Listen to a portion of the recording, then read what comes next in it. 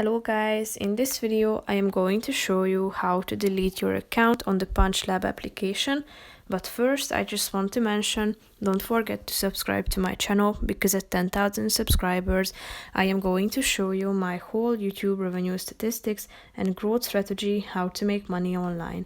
So let's jump into it. First of all, open the application on your phone.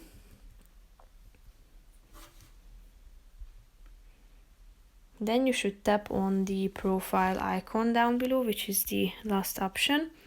Click on edit profile, scroll down till you find the delete account option in the middle of this section. Then you should tap on yes.